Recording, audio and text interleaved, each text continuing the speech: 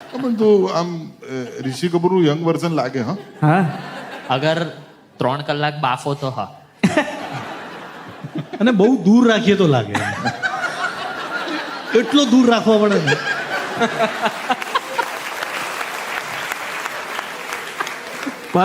By the way જે લોકોને ખબર નહીં, મેં ઉમેશ સર સાથે કામ કરેલું છે ઓલરેડી. હે હા મોદી સિરીઝમાં મોદી તું હતો. સિરીઝમાં. મોદી સિરીઝમાં તે કયો રોલ કરેલો?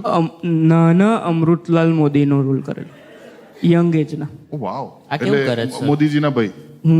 આ સારું કરે છે સર. હા મને આજે એને કહ્યું ત્યારે યાદ આવ્યું કે હતો.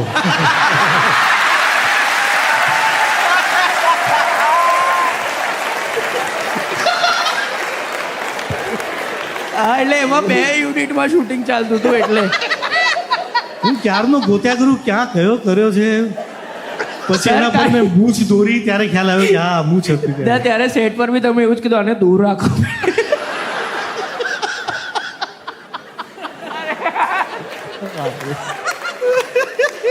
આઈ થિંક તમારે પાછું એક્ટિંગમાં આવવું જોઈએ. પણ એકદમ ક્યારેક પણ ઈચ્છા નથી થતી.